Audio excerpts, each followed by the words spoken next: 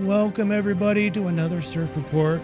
It's Wednesday, the last Wednesday of May 2021. So we do our CIRF reports from Thursday to Wednesday.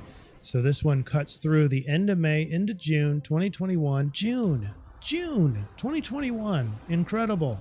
We're almost halfway through 2021. Heck, I think a lot of people are still back in 2020. But I think this week, as you get into your surfing position, I think we're going to go through a portal. And it does have to relate to, if you're watching this today on Wednesday, we just experienced an eclipse, lunar eclipse. And that's part of it. We'll get into all that. And thank you for those of you who caught the deficiency in the last CIRF report. We're going to cover that and more this week. But if you're new here, this is the summary slide, and this is for the influence. This slide represents the different methodologies that we're going to talk about in the first part of our show today. We're going to look at tropical astrology, drilled down day by day, but we don't go into great depth because what we're trying to do in this entire CIRF report is go for one main energy, one biggest influence that we all have a chance of feeling. And we're going to use the Dreambot, the astrology, and the I-Ching. The I-Ching says mutual attraction. And look at all those change lines. Oh, give me cursor. Look at all those. All but one of those. That's unusual. And then that implies there'll be a different hexagram for the solution. So that's the blue circle right in the middle, mutual attraction. That's the energies that bond us. And that's commensurate with the astrology, which really highlights into Neptune.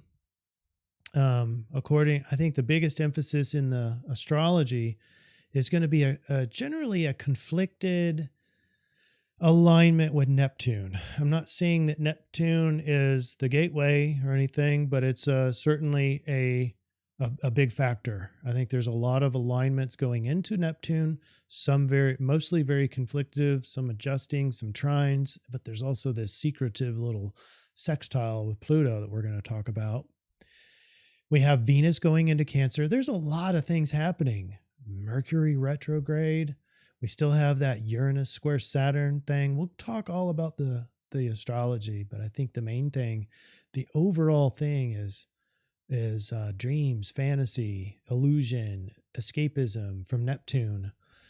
Then the Dreambot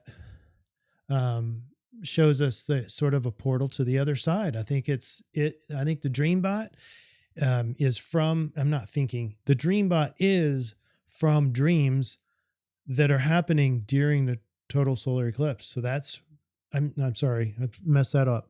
The lunar eclipse that just happened this morning. This is from those dreams. All right. So that's very interesting. Portal to the other side being Neptune. I'll show you all that, what I mean. But when you look at the overlap of all these things, you've got this little football looking overlap between all three of them. And I think that's where the emotions that bond us. So you've got the mutual attraction from the blue, you've got the portal to the other side.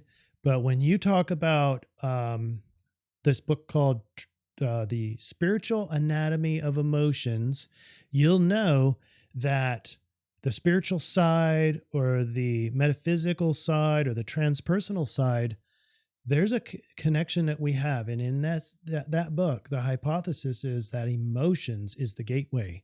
And so that overlap I'm calling the emotions that bond us. And that is definitely a part of the astrology, especially when you go Venus going into Cancer. All right.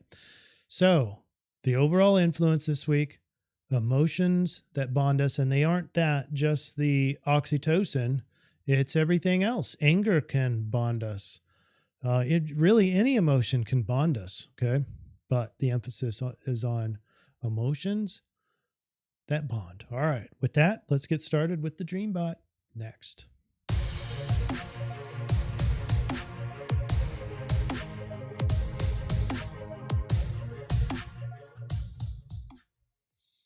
All right, our first modality, the Dreambot. The Dreambot collects dreams around the world. And in this round, let's zoom in. In this round, people dreamed about gowns. That's up surging 70 surge points. That's a huge increase. Gown. And if you look at all the blue arrows, it's really like dreamland. And it can be, unfortunately, a little bit negative, like fear and dark and stuff. But in general, if you read all those words, it really starts to seem like an illusion, like the dreams. And, dreams can be scary or whatever, but they don't have to be. And they can be good dreams and they can be happy. So there's all sorts of emotions in here, but gown and ghost and associated model visible, it's representative of things. It's illusionary. So I don't know. It's more clear when you look at the red arrows, and the red arrows is clearly like a gate, a portal. We're passing through. Where the top word in that group is journey. So it's a journey through a corridor, through a gateway, through a portal. All those words are in here. And so there's clearly some sort of gateway. And I'm calling it, if you put all that together, gateway to the spirit world, or gateway to dreams, or gateway to the transpersonal metaphysical area, the unexplainable. All right. So that's that. And then before we get into the astrology, big shout out to Leah. Oh, yeah, I wanted to stick my head in the sand. She says May 26th is a super flower blood moon, total lunar eclipse. Yes, and I had my dates wrong, so that's why I missed it. You know what, though? The good news is the CIRF report, the content doesn't change, except the only thing that really changes is that full moon that we talked about, that energy stays like a stamp to, some people say 6 months out. Some people say until the next time we have a full moon in Sagittarius, whenever that is. I didn't look that up. But nonetheless, that's important. And so this whole time period is Leah. My number 2 comment is still from Leah. And she says, portal to greatness. Little does she know that this, in the next CIRF report, i.e. this CIRF report, it is all about portal, according to the Dreambot, which I think is connected to the lunar eclipse. Hope that makes sense. So thank you, Leah, for picking that up on for me. And here's what we have in our summary of the astrology. We have Mercury going in retrograde this week.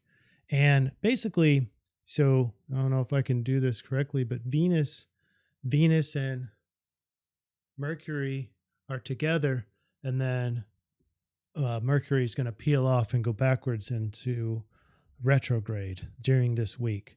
So they are conjunct now. It's not an exact conjunct. They will go exact. I can't remember when, but the 29th. There it is, right there. The 29th.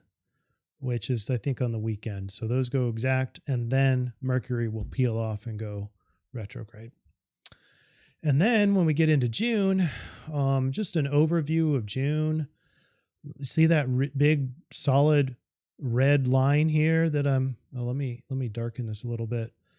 Right up here, we've been talking about this every week for a long time. Saturn square Uranus. It's change that's eating away at the status quo. It goes exact because, remember, Saturn is in retrograde. So back to an exact position, an exact square on the 14th of June. That'll be interesting. And it's just continuing that square to the foreseeable future, including, I believe this is going to be one leg of a big T-square on July 4th. So doesn't that sound fantastic? Just what we need. A big old conflict. But other than that, there are just day-to-day that we'll talk about. Speaking of which, Thursday, the 27th, we start off with a big T-square, and boom, here's our sort of trap or even portal, because anytime you look at Neptune, you can sort of think of that dreaming nature, the illusion, the fantasy, but even the mystical sort of talents like telepathy and precognition, that sort of thing. Part of Fortune's in there at this time of day around noon. Not around noon. All these are snapshots at noon, unless otherwise talked about. And we start off with a trap, basically feeling trapped in illusion. Now, this slide it starts us on the emphasis to Neptune. The other alignment that we have is a trine over to weakened Mars. And we have Mars oppose Pluto. This is a big one. And because this is your power, the power's not a power struggle, that would be more of a square. This is an opposition. And so we're looking at sort of a balance of power. We're required to be looking at our outward yang in the material world, which can be weakened because Mars is in Cancer. And on the other side, we have to balance the inner power, the deeply subconscious part of us that we may not be aware of, the deep, dark parts. And not dark as in negative, but we call it the shadow side. So yeah, it has a tendency of being sort of negative because it's unpleasant, and we shove that down in the psyche. And it can be our power if we bring some of that out. But we don't want to bring that out if we don't know what to do with it, or how to work with it, or how to manage it. That's what some forms of deep psychotherapy is for. And a lot of dream work. And then later on, I'm going to talk about this little sextile. It's real quiet because you got these loud squares, and it's a loud screaming T-square. And you've got this balance of power thing going on. You've got all this easy energy going back and forth, and this will get even easier. And then this little quiet sextile here to the dark, deep Pluto, and the transformer and the death and rebirth planet has an opportunity with the dreams. So this can be like an opportunity with nightmares or working with them. I know we talked about that last time, but this continues because it's two really slow planets. So it's going to hang out for a while. Then we get into Friday, and it really looks a lot more like easy energy. All these trines are easy. So you got easy with Mars and dreams. This can be easy to manifest the dreams as long as you balance the power out with Pluto. And you see that little trine here? So you got Mars trine Neptune, and Neptune sextile Pluto, and Pluto opposite Mars. So you got this little interesting 90-degree triangle when you include the would be the 120 and the 30 degrees of the sextile. You put those together and you've got what looks like a right triangle here, but they're all interconnected. And the center point or the pivot point is Neptune. Neptune's also got a square over to thoughts and relationships, harmony and beauty. And so conflicted with all those things. And when that happens, dreams, your illusions or your fantasy, daydreams, even your precognitions might be a little bit more influenced or easily seen as negative or conflicted or pressure to do something about it, that sort of thing. All right. And there's some adjustments working here, which is going to be adjustment day on Saturday, the 29th. All these things are adjusting because you got the moon heading over Pluto, and those are in an inconjunct over to Mercury and Venus, which, let's see, hold on. Oh, they go exact here. I didn't note that, but this is where Venus and Mercury go exact. And then after Venus gets past Mercury, then Mercury will go into retrograde. In fact, going station here on Saturday, the 29th. So while the emphasis is probably in the world is on that Mercury energy that's sort of stagnated. And so it has that change in momentum, and people may be really apt to feel that, especially as it starts to move in the other direction in retrograde. You're really going to feel that energy. So there's already an adaptation required in adjustments in the way you think. With the Mercury retrograde, the thinking might go towards past, past contracts, past communications, past anything, regrets, actions.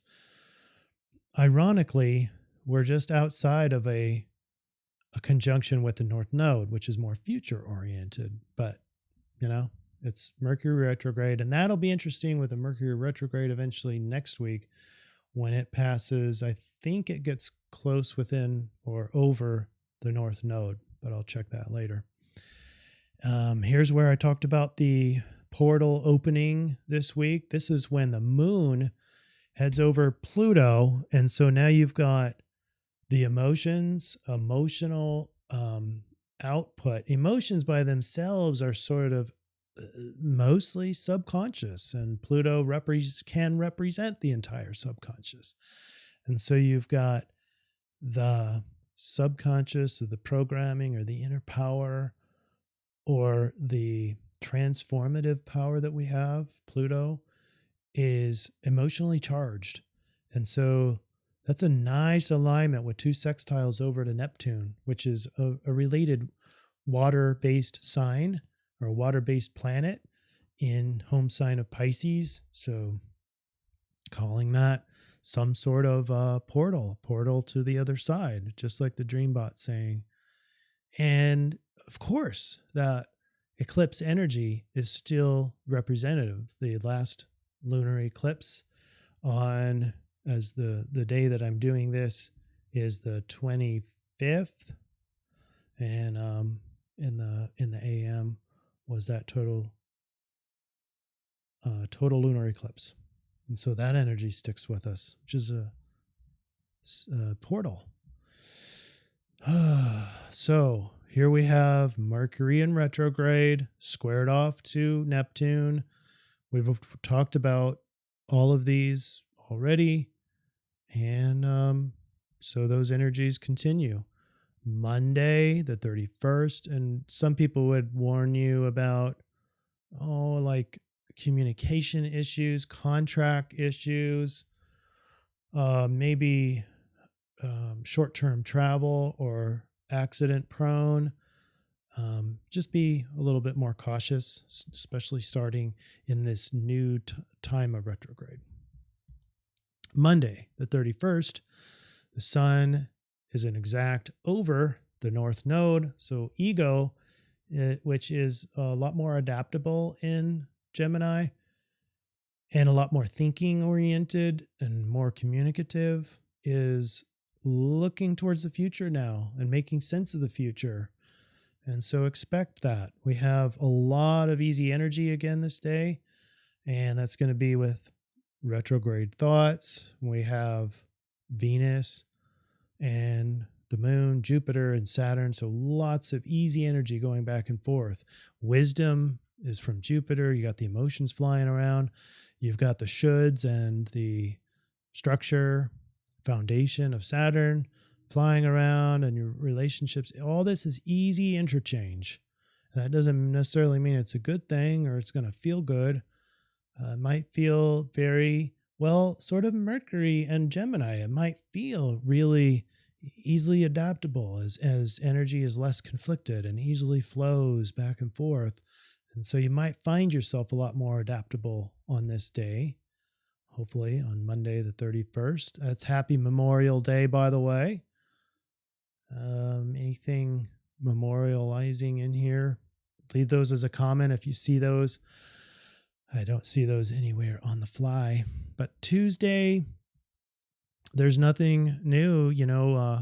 Mars, look at this. Mars still is not an exact over to Pluto. So with this alignment's going to be there for quite a while. And it's that forcing you to balance your power, inner and outer power. And there's nothing new up here. It's fairly straightforward. All the adjustments are gone. The inconjuncts are gone. Wednesday, last day in this CIRF cycle, the moon is going over Neptune. There's that portal again. So the emotions are right over Neptune. So we go back to that book, Spiritual Anatomy of Emotions. And this can be a very pressurized but opportunistic, that's the sextile, to your subconscious depth.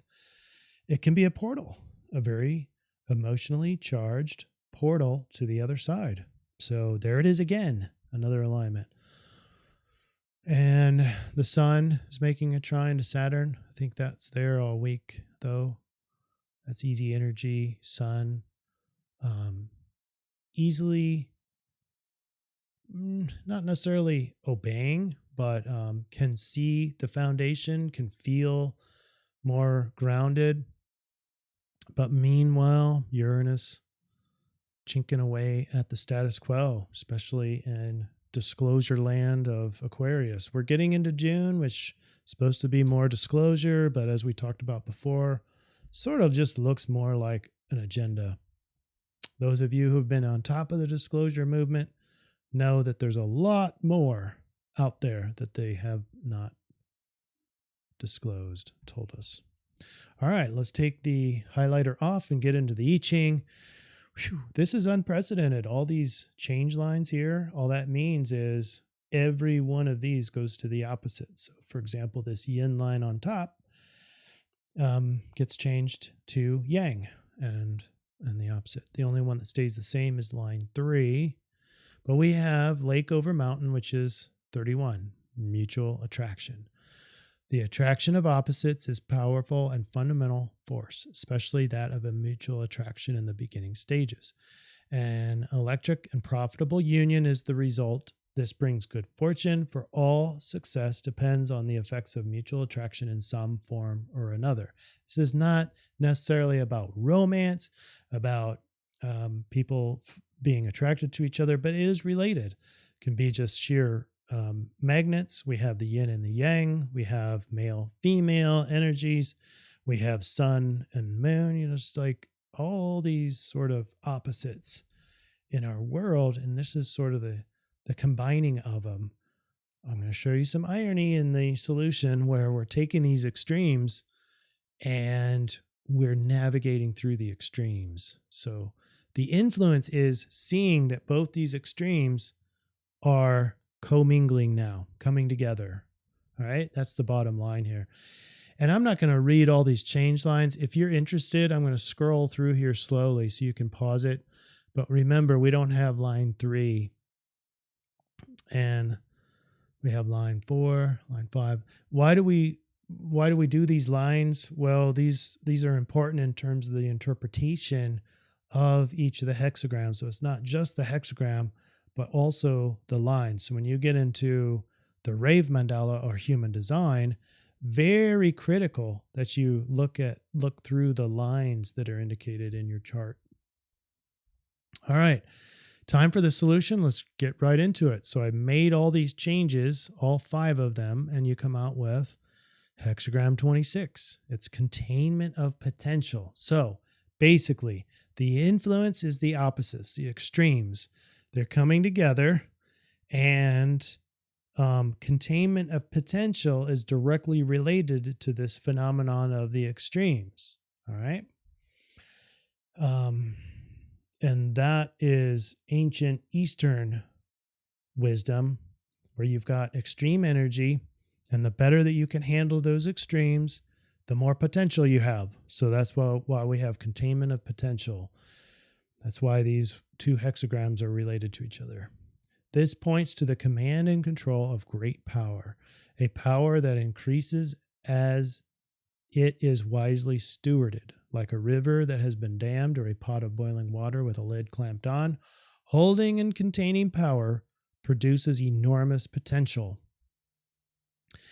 The more extremes that you and I have at an individual level and how we react to it will determine how much potential is underneath. There'll be, if you can imagine, a linear chart where the more extremes that you have to experience, the more underlying power that will be afforded you. But you have to react to it in accordance with this solution, with the hexagram 26. That's why we're doing this. This is an excellent time to nurture creativity by collecting and organizing your best ideas and plans. Now, even large and difficult undertakings can be successful. So this is a breakthrough portal for a lot of people. But let's keep reading on. Good fortune comes to those who unearth such valuable treasures by applying the lessons of the ages to their current situation. Doesn't that sound familiar? Like learning from the past. If you don't learn from the past, you're going to doom to repeat it. And then you've got cancel culture that's trying to delete history.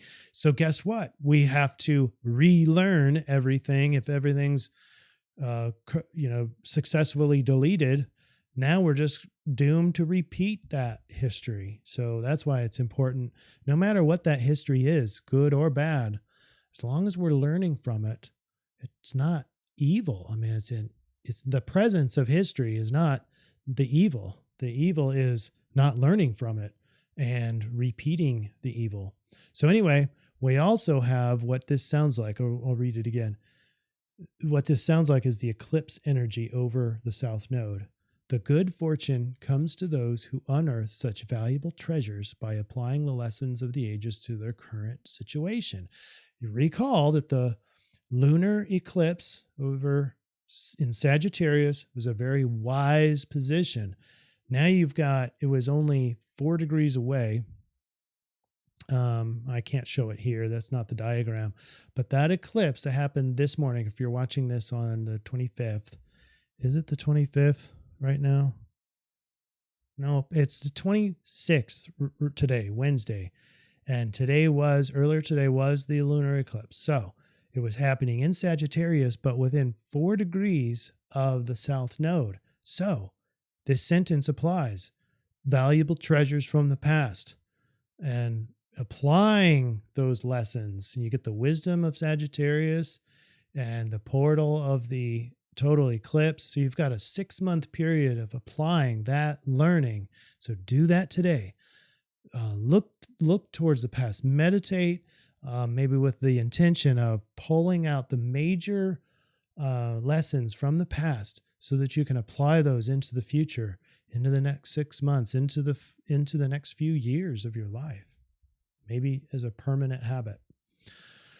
All righty. Now, probably should do some explaining on this slide. Is our conversion slide, and we use tropical. This is how we convert from tropical influences over to solution-based sidereal. And the action, and then the rave mandala is in the middle. So how I got here was we first have to plot the main influence. Well, what I do is I plot the mutual attraction from the CIRF, from the I-Ching. And what we get is the mutual attraction is most indicated by Venus, especially Venus going into Cancer. I didn't even talk about that. That was happening on June 2nd, the last day of our CIRF week. Venus is going into Cancer and feeling very much more protecting and nurturing now. Still attractive, and not attractive as in more beautiful, but bonding. Still bonding with others, harmonious. But that energy, that connected energy, is now turning more towards nurturing and protecting others, particularly, maybe even self. So I plot Venus on that day because I think that's the most significant day of this week for Venus and the mutual attraction. And so we get hexagram 15 in the rave, and we get right on the cusp between Taurus and Gemini. So even though Venus has come from Taurus this week, and transited through hexagram 15 of the rave, we get to choose which sidereal we want because this is a solution-based choice. So I'm thinking with all of this illusion and all of the adaptation that we talk about, the inconjuncts and all the conflicted energy, the T-squares, I think it'd be much more valuable this week to have the Gemini solution. This is the adaptable Gemini, and we're going to talk about that in the solution slide. But for now, let's get into the rave mandala. Take the highlighter off. Hexagram 15. This is the gate of the extremes. This is the confirmer. This is even more what the I-Ching was talking about, was referring to the extremes coming together, intermingling. Now it's confirming, the rave is confirming that we have the presence of extremes. We have to navigate the extremes. All right, here we go. Through this gate, the possible extremes are lived out. People who are busy and not, sleep long and short, eat early, eat late. In other words, people who will live out extremes in their rhythm.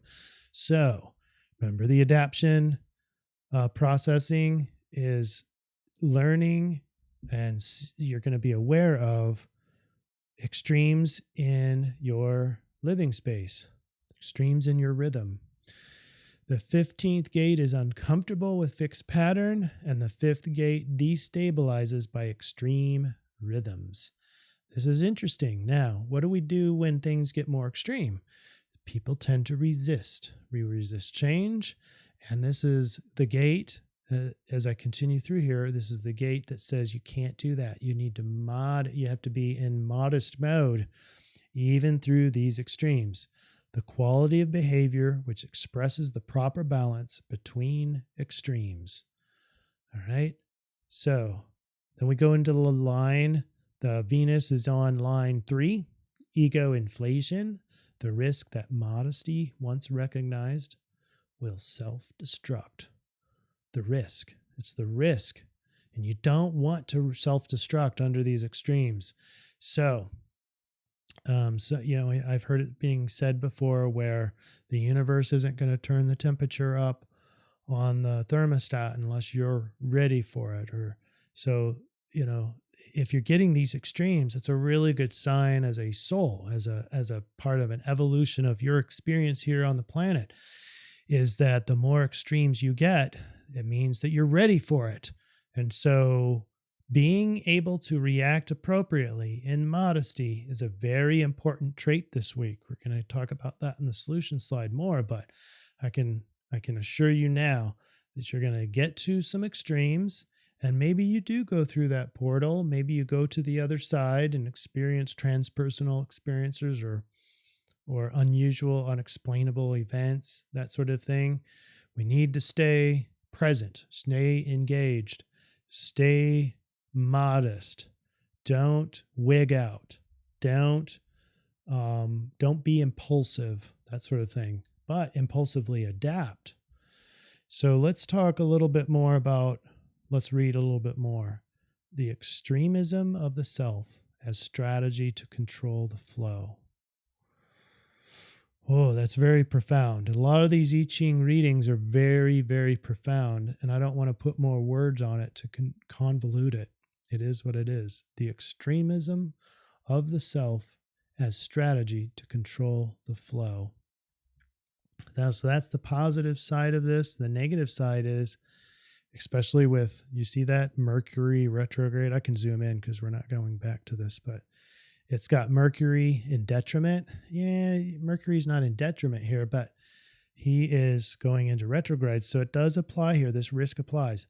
The I told you so mentality, the capacity of the self to point out the extremes in others.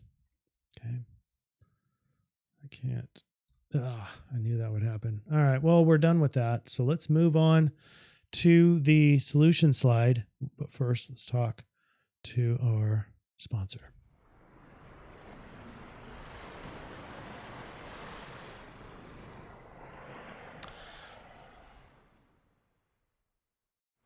Finding peace in the extremism world, or the world of extremes. Go to intervention.com, mental health, also spiritual growth, astrology readings, human design, and hypnosis. All right, here's our solution slide. And it doesn't have to be a full up mother, baby sort of emotions that bond. Remember, the top here is the influence, but it just signifies the emotions that bond. And remember, it's not just positive emotions, negative emotions bond as well. In fact, some would postulate that all emotions present when multiple humans are together, any emotion present is an opportunity for bonding. So basically, you can just say emotions. It's an emotional week. It can be very extreme for a lot of us or all of us, and we have to react appropriately. We have to act in modesty. So here's the solution. How do we react? Luckily, we have the Gemini sidereal choice here. That's the sidereal option. So Gemini is versatile and alert, communicative, intelligent, witty, agile. Then we have the Rave Mandala that said gate 15, gate of extremes. So be ready for extremes, really of everything. Extreme challenges, extreme emotions, and not just in the negative. It can be very extreme positive too. Be ready for all of it. Be ready for the yin and the yang and the extreme form of them. Willing to move from center to the extremes using modesty all the while. Watch out for projecting. That's you projecting your junk onto others in form of blame or accusing, that sort of thing. Accusing others in the extreme. And then the I-Ching 26 says, organizing your best ideas and plans. Nurture creativity. Seek universal truths and insights. Learn from the past. So when you put all those together, those can be this overlap is actually bigger than normal because they're overlapped nicely with each other already. So here's the overall reading for this week. This is the solution. The extremes present themselves, and our task is to flow with it. Gemini solution provides versatility and adaptability to the extreme swings. Rave instructs us to use modesty in the extremes, and this will aid in following the I-Ching solution, which is using creativity, getting insights, ideas, learning, universal truths. That's also commensurate with the Gemini solution. All of that is a form of containing possibly enormous potential. So remember that. You're not just getting through this period.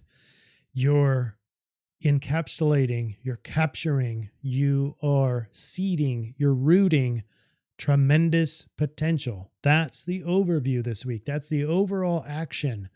And so expect more extremes, and then you react to those extremes in a great way to capture that potential.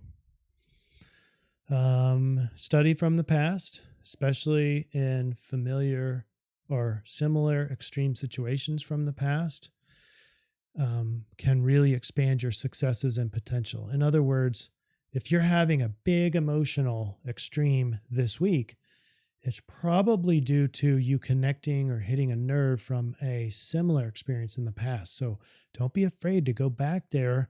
It's unresolved. And this is an opportunity now to bring that learning to the fore, bring it as part of your contained potential, especially if you have an action item, a change in your life based on this learning. So prepare now for what extremes you might have and how to stay calm and present in those experiences. Remember, like the various opposites, the extremes that you can feel, obviously positive and negative feelings and emotions, the good, the bad, happy, sad, strong, weak, and so on and so forth. There's bipolar extremes everywhere you look. Okay, so you can plan for those. You can probably postulate, not that you want to be creating these extremes, but you can probably get a good idea for what extremes are coming in your life and practice, rehearse how you're going to handle those with calm and ease, relaxing into it, allowing those big emotions to take place, taking it as a compliment that the universe thinks that's great that you're ready for these challenges. So, proudly move through those negative experiences if they're negative, positive if they're positive, but not too proud, but not too humble either. Just it is what it is. Moving through it calmly, but knowing all the while that underneath it all, the bigger the extreme, the more potential that's in there. So maybe gratitude when that comes and you successfully navigate through there. All right. That's it. If I missed anything, I'm so excited that you guys pick up the slack and comment below when I have forgotten something. So keep doing that. The reason why I miss what I do is because I don't rely on other people to,